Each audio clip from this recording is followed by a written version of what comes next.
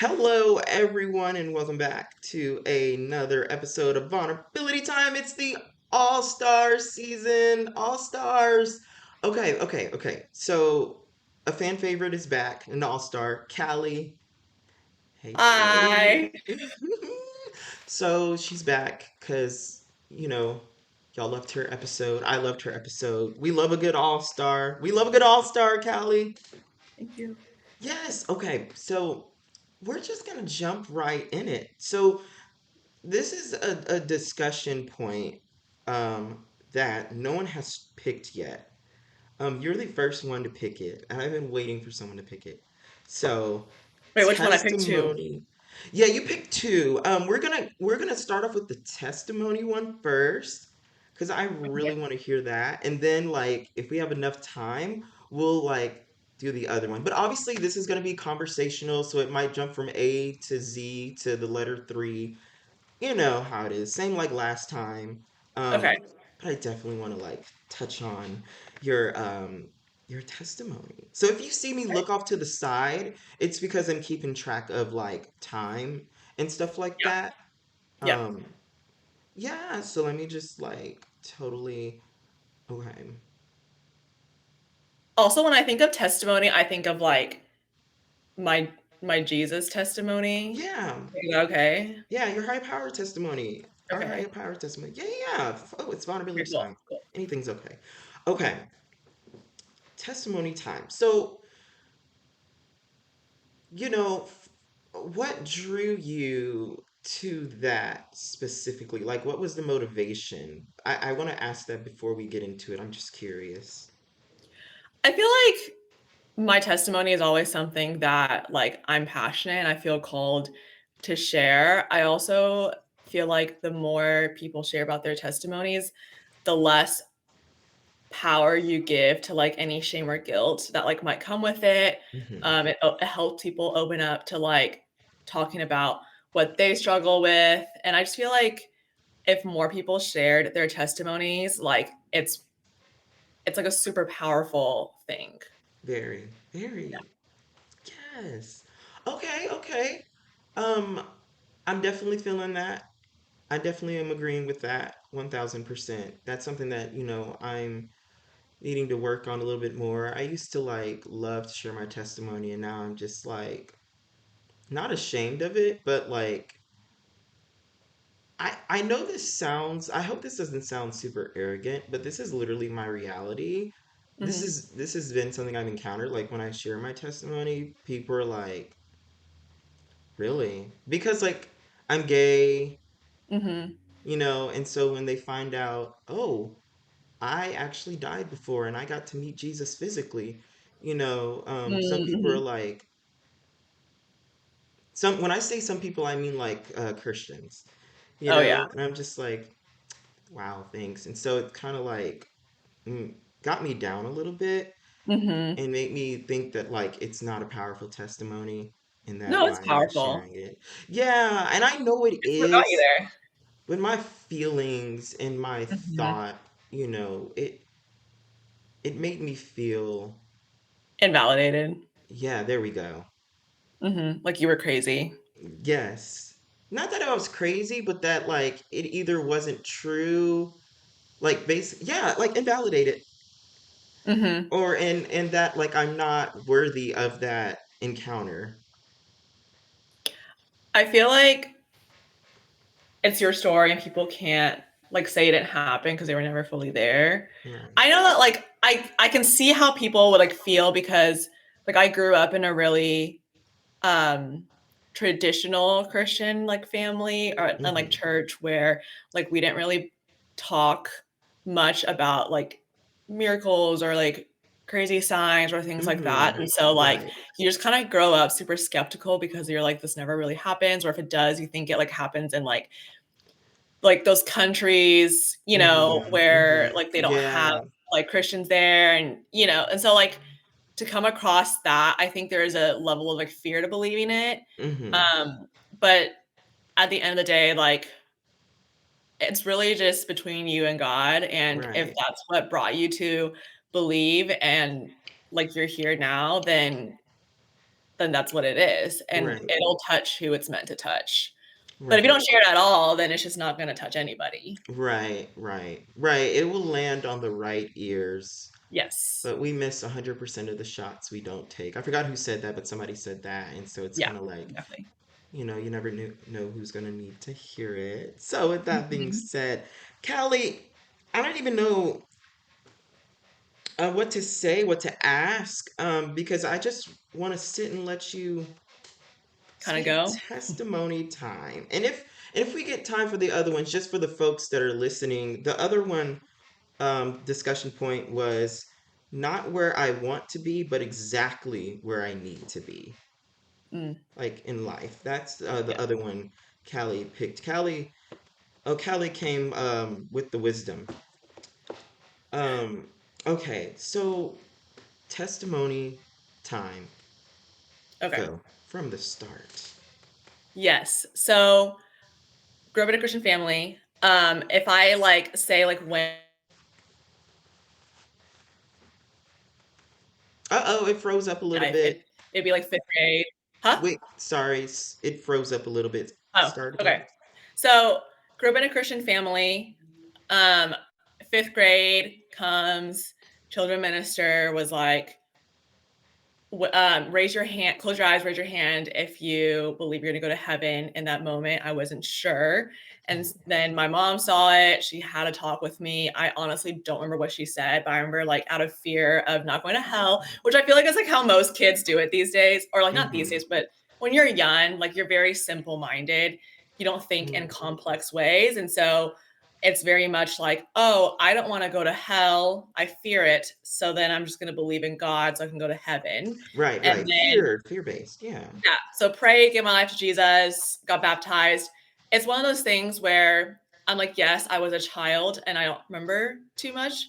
But looking back at my life, I do genuinely believe that that was when God came into my life because I've only seen growth and change from there, which is only from Mm, the Holy Spirit. Um, so gave my life 5th grade, middle school hit. I think that's the season when I think everyone who grows up in church goes through a period where they doubt and they yeah. wonder, like, do I just believe in God because I was raised in it? Is God even real? What about Right. other religions? And you kind of develop your own reasoning for believing what you believe and not just kind of blindly tagging along because that's what everyone else is doing. So that Right. was kind of the season when I developed my own faith and grew into that. Then high school and beginning of college is when I believe, and this is where the majority of my testimony kind of comes, is where I believe that like when the gospel became personal to me. It was Mm, always kind of like you believed logically that it happened, and you're like, yeah, yeah, yeah, Jesus like died on the cross for you, rose up from the grave, blah, blah, blah. But it was never really personal in my life right. until maybe high school. Right. So, and this is a topic, one reason why I'm passionate about talking about it was because growing up in church where like purity was a huge thing, and then um, porn and masturbation, things like that, was Mm-hmm. always geared towards men. Like if you think about Mm-hmm. like pastors addressing like, oh, you should stop watching Right. porn. It's more It's always consistent. like, guys, don't do that. Right. And so I was a young girl who like struggled with that. Right. Honestly, like it started before I even knew like what was happening, what I was doing, Mm-hmm. and Right. like Right. before I could fully even understand it. And then in middle school, high school was when like my mom's version of the purity talk to me, or like the puberty talk, sorry, was Mm-hmm. going through a book together. Oh. And so we went through a book, and it wasn't until then that I realized like what I was doing, and then like all like guilt and shame immediately hit, and Mm. I was like, I feel like a weird girl because in my head and what I've been told is that only guys struggle with this. And so I felt like Mm. something was wrong with me Mm. to like deal and struggle with this. And so then I held it in. Mm. And I was like Mm-hmm. heavily involved in church because I grew up in it and I was like leading worship, leading youth. And but this was like my deep dark secret. And I felt Mm-hmm. like if anybody like knew that I like did this, then they would Mm-hmm. immediately like abandon me, or Mm-hmm. they would That like leave rejection. me, yeah, reject me, think that I was like Mm-hmm. weird for like being a girl who like did this or Mm. whatnot. And then meanwhile, like I kept it in, was battling it by myself, and like it. I think with any addiction, like I call that addiction, people, Yeah. I think everyone kind of goes through their own addictions, whatever it may be. Mm-hmm. Yeah. And with any addiction, it's kind of like a defeating cycle Mm-hmm. where you do something and you're like, God, I'm so sorry, I won't do it again. And then you fail and then you repeat it. And then it Mm-hmm. happens so many times where you get to a point where you're like, I don't even feel genuine, like Right. talking to God anymore about it. God's probably honestly tired of hearing my like Mm-hmm. thousandth apology that you at this point like don't even expect to like carry through. Right. Mm-hmm. Um, and so Yes. people either, I think when it comes to addiction, they either kind of like numb, you know, Yeah. they either numb or they like do the opposite where you're fearful of becoming numb to it. So Mm-hmm. then Mm-hmm. you like put on tons and tons of guilt onto yourself Mm-hmm. so that you don't ever grow numb. Mm-hmm. Mm-hmm. And so Yeah. I was the latter. So I put tons and tons of guilt on me and I just like felt like dirty, everything. Mm-hmm. And then first year of college, I think, was the turning point for me. And when that gospel was personalized for me, because Mm-hmm. I remember I was just sitting with one of my friends and she had just shared like her own addictions and her struggle and her freedom. Mm-hmm. And she was like, Callie, a lot of times when we measure victory over addiction, we measure it through time. We're like, oh, if I abstain for 3 months, then I'm victorious. Or if I don't do it Mm-hmm. for 2 years, then I'm victorious. Like it's very Right. time based.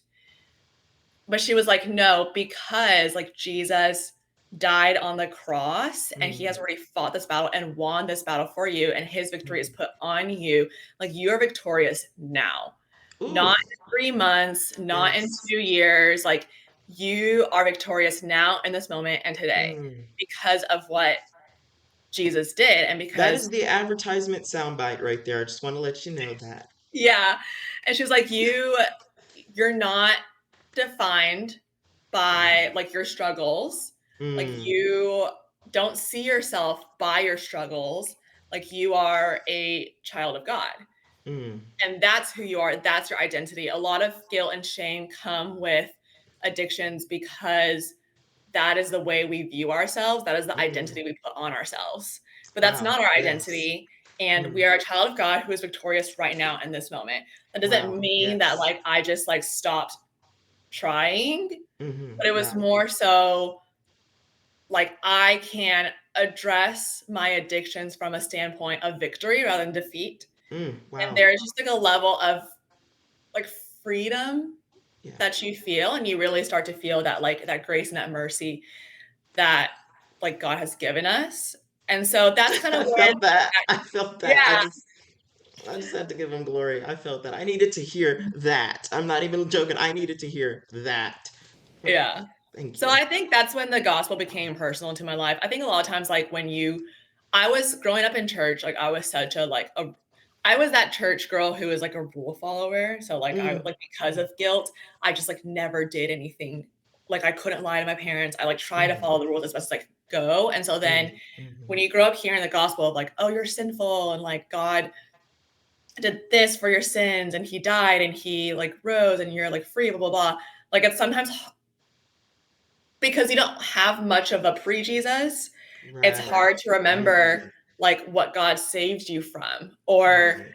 things like that. But it's even just like the day-to-day things that like whether it's like lying, envy, greed, Mm-hmm. pride, like those Mm-hmm. are all like very addictive, repetitive Mm. sins that like Yes. we all try to be better people. We all Right. fail at whatever goal we're working on. Mm-hmm.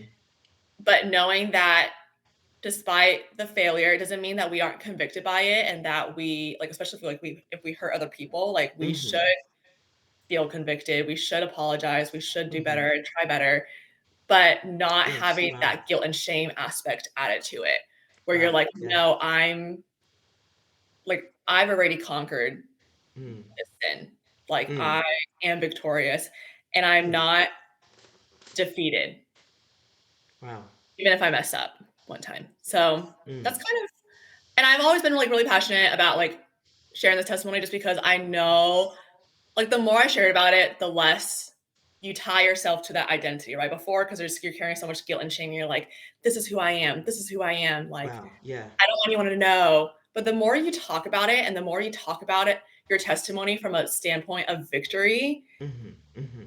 the less you let that be your identity. Because now Right. you're verbally affirming every single time through telling other people that, like, I am more than this. Right. Right.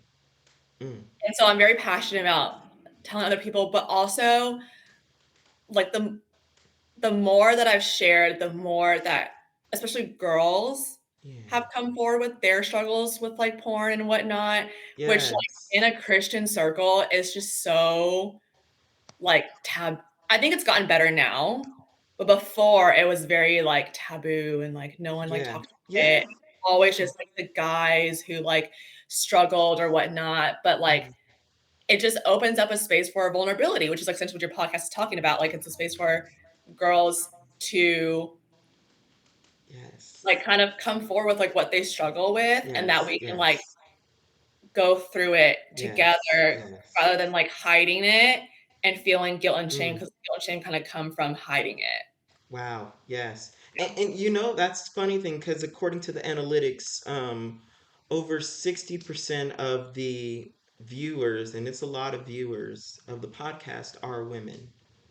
Mhm. Um, or folks that identify as, women. But that my analytics has they set it as like a different category. They say like um non-binary. I don't know how to change that. But yeah, wow. So I mean, I know for a fact that there's someone listening right now or listening next year that's going to need to hear that, Mhm.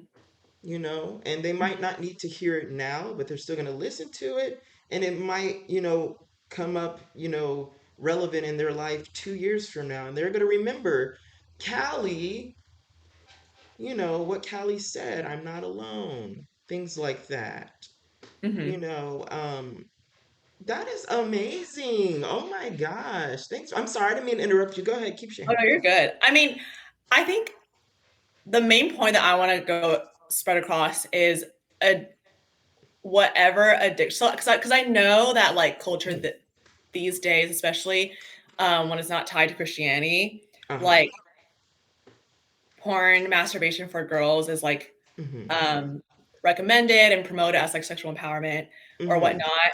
Like Yeah, yeah. that's just not, it doesn't necessarily go with my personal values, but regardless of what you believe, I'm sure there is something that goes against your value, Mm-hmm. whatever your own value is, that goes against your value that you have tried to like stop doing, Mm. but you like struggle to stop. So whatever like Yeah. addiction in your Yeah. life that is, like it presents in different ways in different people's lives. Yeah.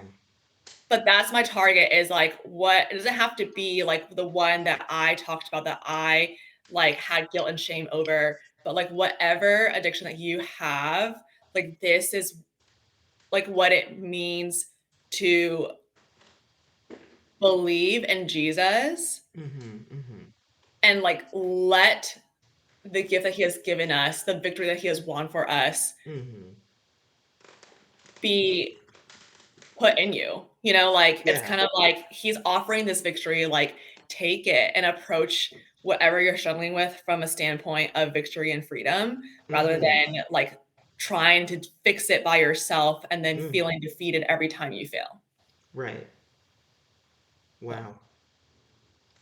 Okay, well, Pastor Callie, no, serious.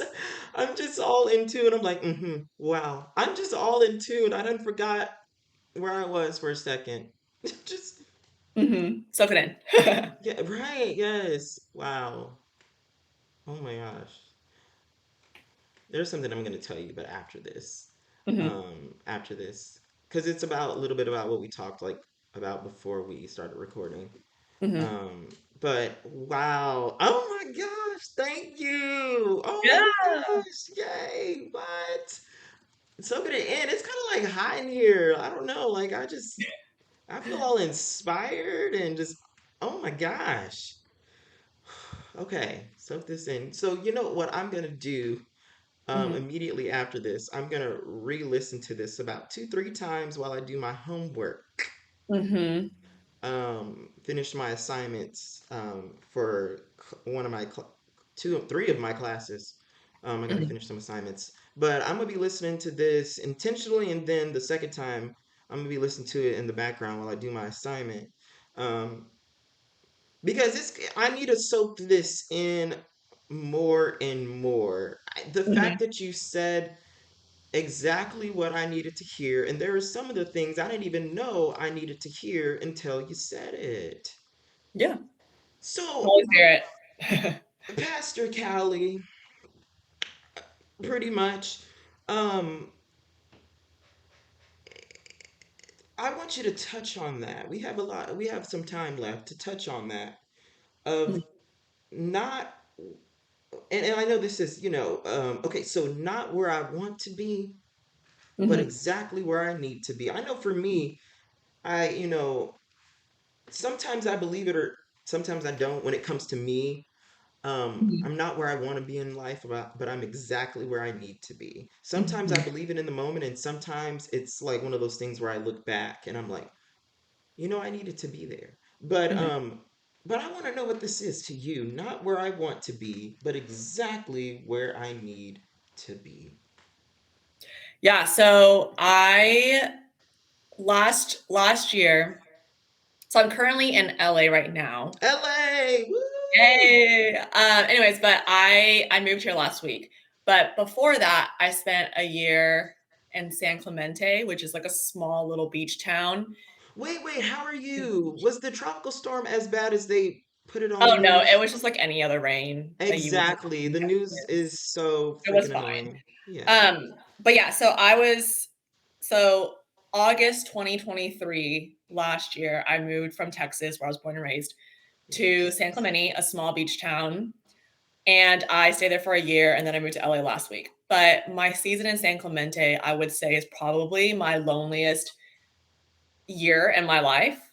Mm, I remember the moment I landed in San Clemente, I was like, I don't belong here. Like, I just mm, immediately knew, like, this was not my place. right. I, and originally I picked San Clemente because of like a job offer Mm-hmm. there. And I had wanted to move to California because I liked nature and the weather. And so Yes. I'd never heard of San Clemente, found it on a map, and I was like, this is probably not bad. And then I landed, and it's such a like small town, like where everyone knows each other. Mm-hmm.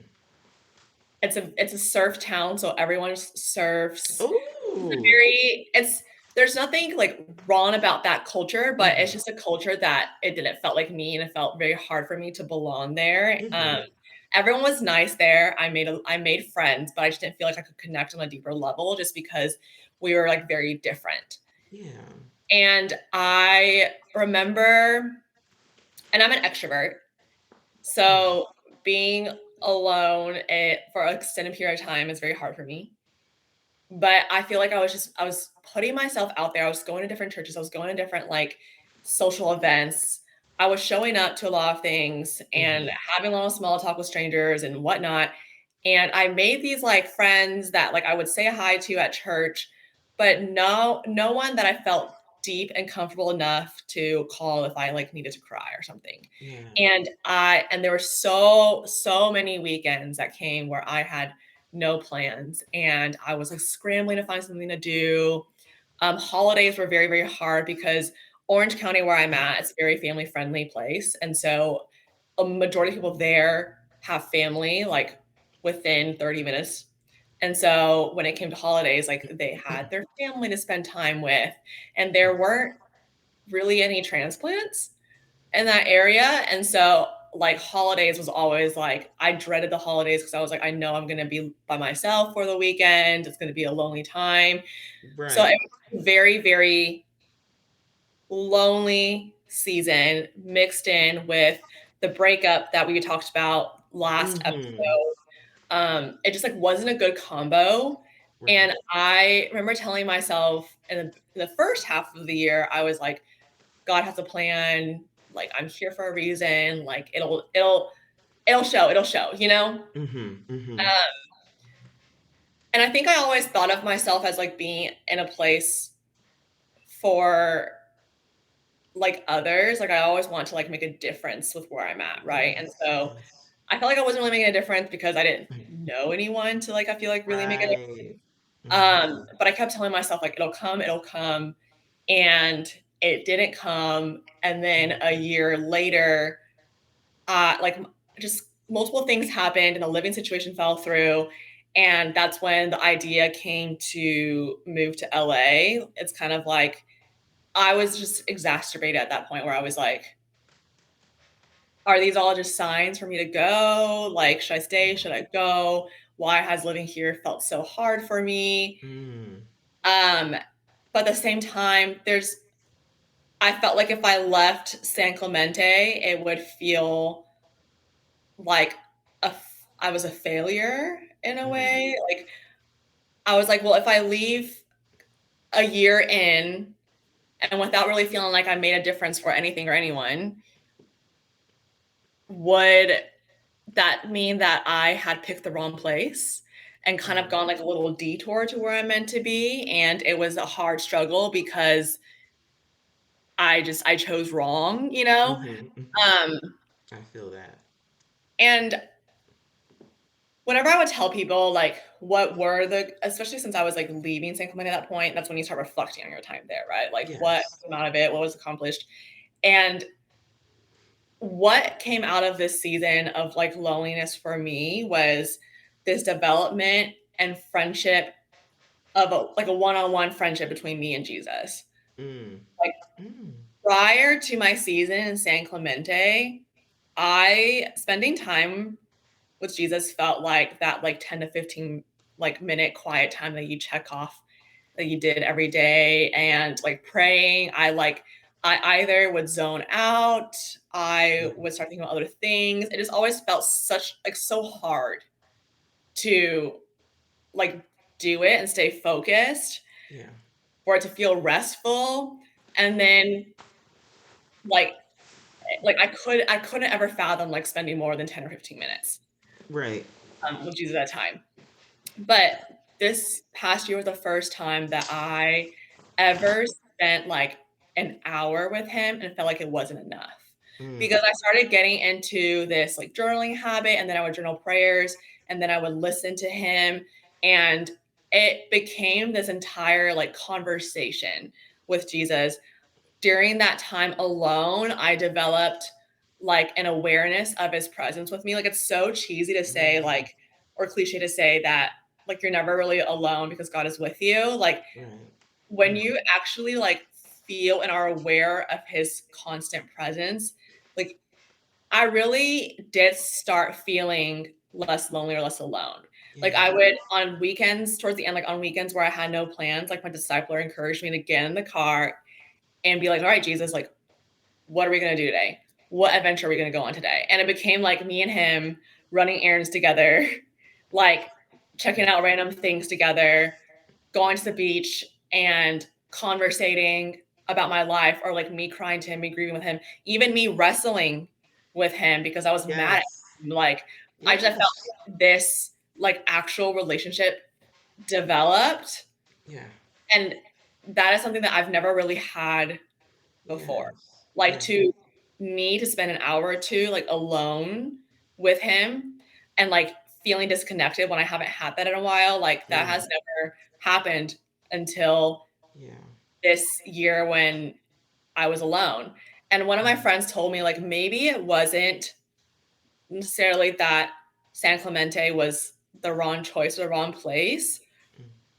maybe it's not even the place. It's just that this is the season you were meant to go through. And I was regardless of thinking what that you too. would have picked, Mm-hmm. you would have gone through a season of loneliness Mm. because out of that, like, developed this, like what me and my discipler would call it, like this garden that you like grew and bloomed with him, that now that you are leaving San Clemente, like you are much more equipped. LA is like such a city of chaos and distractions. And now you've developed kind of like this core Yeah. relationship and like Yeah. quiet stillness that Yes. you need to sustain yourself in a chaotic city. And so that's it's, I guess it's less of like a place, but more of like a season of Mm. like, I didn't want this season. I didn't want to be lonely. I didn't want to be sad, especially during a breakup. Right. Right. Yeah. Yeah. Yeah. This was a season that I like needed for my own growth and my own like Mm. soul to like rest, be still, and build a Mm. friendship with God that I Yes. never really had before. He was always kind of like Yeah. my Lord, you know, Right. Right. Right. that kind of relationship. But yeah. Yeah. Yeah. You got to develop, on a different level of intimacy with him. Mhm. Yeah, and I Yeah. like how you express it. It definitely didn't feel good in the moment, of course. Oh Like, gosh. I hate that. I was like, I wish growth could also feel great. Like, I wish growth could feel great, you know? Um, Yeah. because, we are human beings. We are spiritual beings, encountering and going through a human experience. So it's like, we definitely have, and I know all emotions are neutral at the end of the day, but it still doesn't feel good. And that can really get to us, Yeah. Um, there was something that you had mentioned. I forgot what I was gonna say. That's I okay. do that a lot. I forgot what I was gonna say. Good Lord, it was literally like right there. Right there. Oh my gosh, I cannot believe this. I mean, this happens all the time on the episodes. I always forget what I'm gonna say. I mean, I was just gonna ask a question, but I cannot think of it. It'll come to you later. It'll come to me later. It'll probably come to me after the episode. Gosh, the point is, um, and I'm thinking me saying the point is gonna help me remember. Um, well, I will say this. I definitely needed to hear that. I'm not going through that now necessarily, but I was going through Mhm. that. Well, I was going through, similar, when I was at Portland State University 2 years ago, and Mhm. I just immediately, as soon as I got to the airport, I was like, I know this place isn't for me. It's not for me. Mhm. And I didn't see what the heck the point of it was until the last like 3 weeks. Mhm. And me being a human, I'm like, oh, I remember what I was going to say, by the way. So I'll say that after. Me being a human, I'm just like, God, did it really take all of that? Did it really take all of that?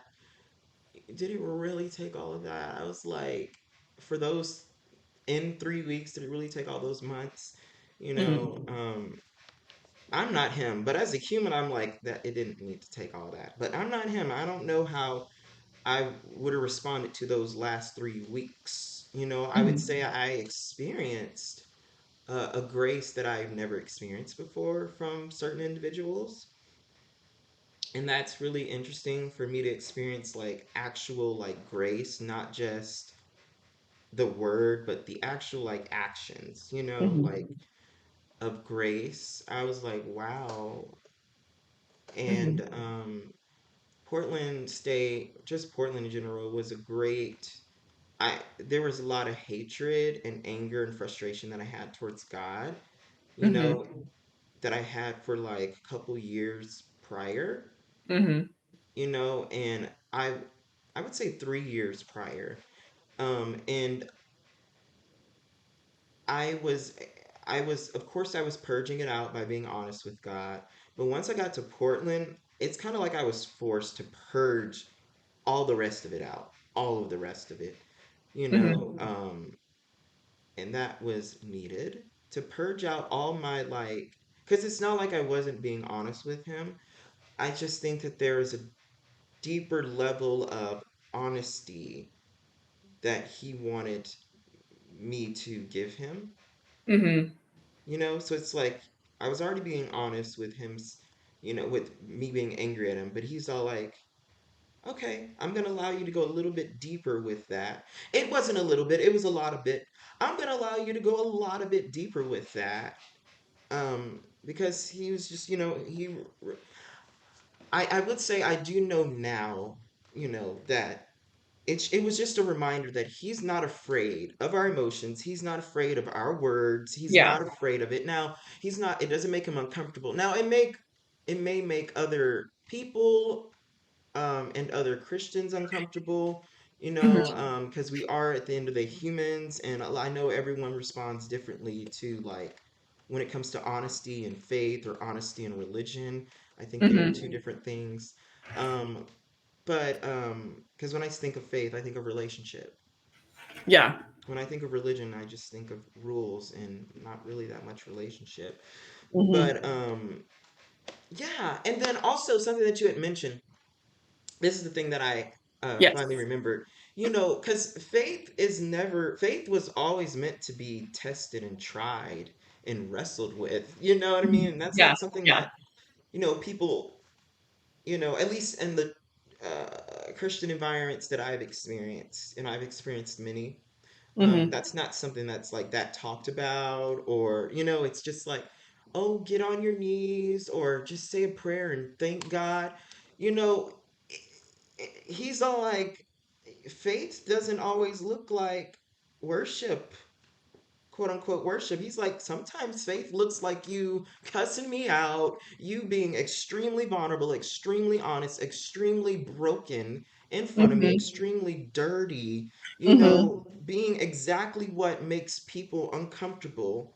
He's all like, bring that all to me. You are mine.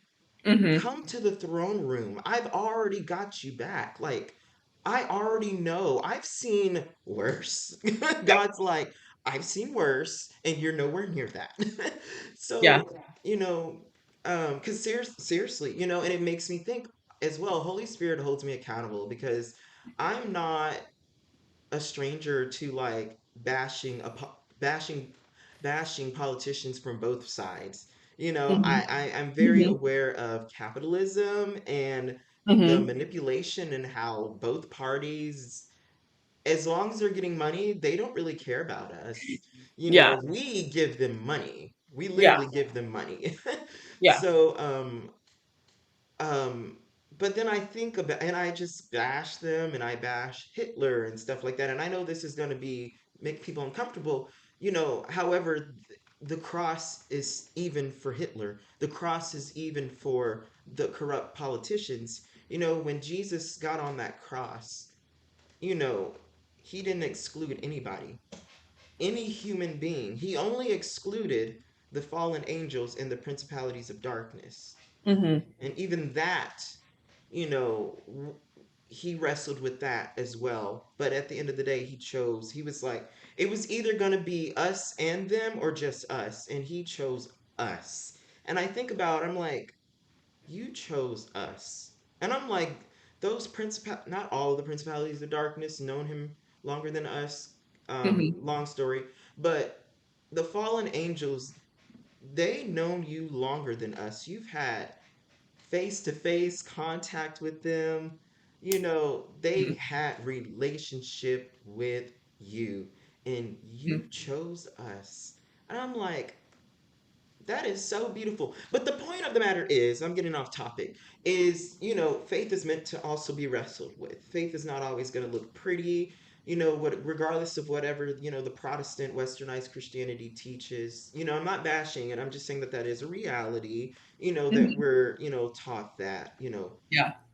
faith means, oh, hands always up and prayers and thank you, God, you know, it, if I were to have a church, I wouldn't even call it the church. I would call it the outcasts because I feel like it would be like extremely honest relationship, with God. For example, like when it comes to worship time, that's gonna look different for people. I'm like, if you need to go scream and cuss them out, do what you got to do. With the worship music, it's not just it's meant to be a dialogue.